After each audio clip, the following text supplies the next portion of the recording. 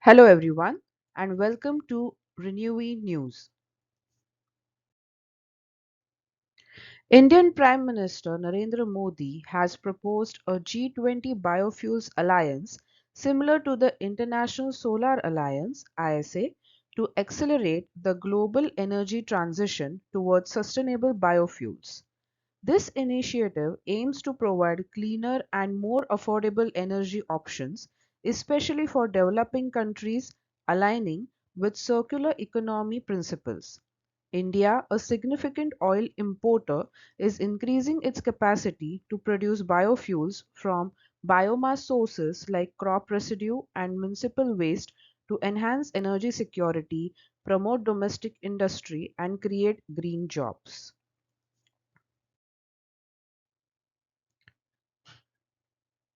In quarter 2 of 2023, large-scale solar project costs in India saw an 8.1% reduction with a 4.5% decline, primarily driven by falling solar module prices. China's increased production of polysilicon, wafers, cells, and modules contributed to this trend with a 72% output increase in March and April 2023. India has achieved the most substantial decline in solar photovoltaic installation costs globally over the 2010-2022 period as per an IRENA report.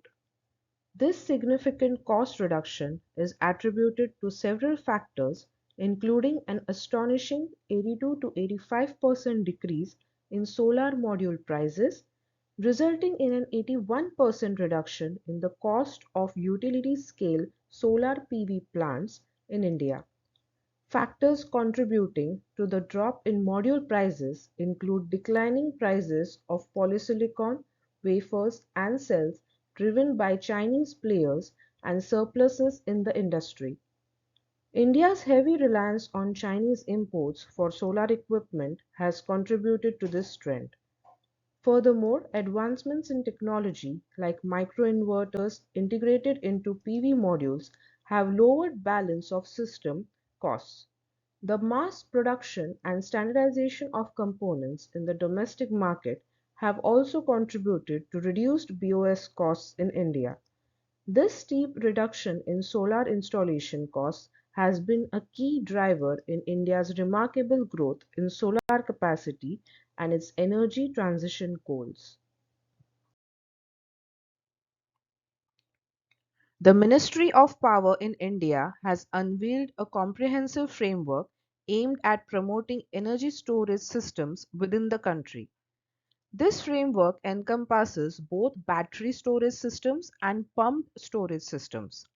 Key provisions include the proposal of viability gap funding amounting to up to 40% of the project's capital cost contingent upon project commissioning within a span of 18 to 24 months. Additionally, the framework encourages relevant government bodies to grant exemptions in areas such as electricity duty, stamp duty, and land charges to expedite ESS deployment. It also advocates for concessional green finance options for ESS adoption. In a meeting between the US Department of Energy and India's Ministry of New and Renewable Energy, RETAP is unveiled as a collaborative effort to promote renewable energy technologies, including green hydrogen, wind power, and long-duration energy storage.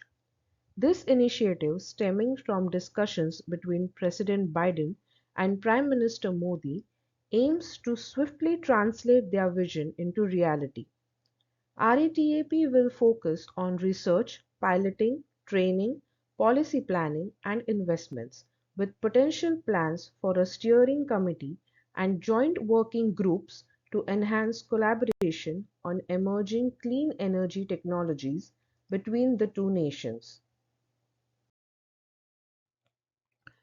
Despite being classified as a priority sector by the RBI, Renewable energy projects in India can only access loans of up to 30 crores, prompting a parliamentary panel to call for an increase in lending limits.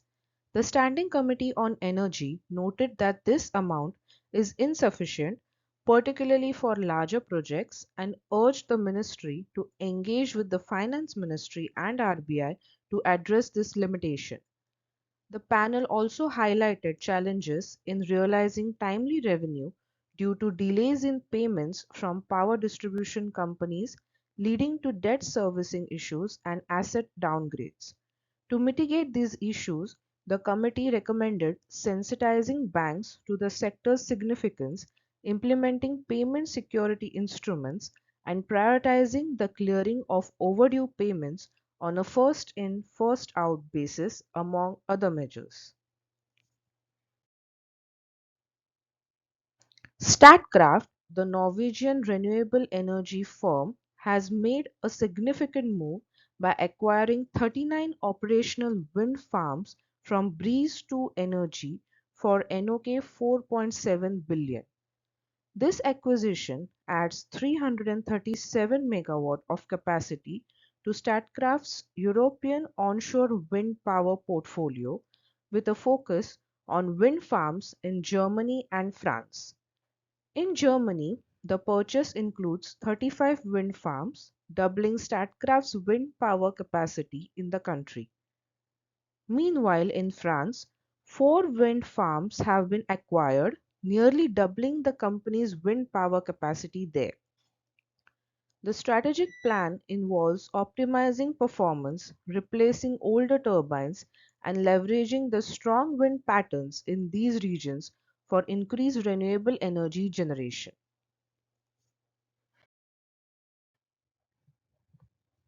In H1 2023, global wind turbine orders experienced a 12% increase, reaching a record 69.5 gigawatts and $40.5 billion in value, with substantial growth in orders outside China and North America, while offshore wind orders surged by 26% in H1 and 48% in Q2, driven by improved supply chain conditions and policy incentives like the Inflation Reduction Act in the US. However, the European wind sector faces challenges from slow permit approvals and supply chain bottlenecks, while global investments in clean energy are set to surpass spending on fossil fuels in 2023, reaching $1.7 trillion according to the International Energy Agency. Scania, in partnership with Uppsala University and other stakeholders, conducts trials of a groundbreaking plug-in hybrid truck featuring a solar panel integrated trailer aimed at revolutionizing the transport sector by harnessing solar energy to reduce emissions and potentially contribute excess power to the grid, while also assessing its cost-saving benefits for haulage companies and the potential for mass production and commercial use. Thank you so much for watching. Please like, share and subscribe to our channel. Let us know in the comments how you liked the video. Click on the bell icon to get notified whenever we upload a new video. You can follow us on LinkedIn for all the latest updates. We will meet in the next one.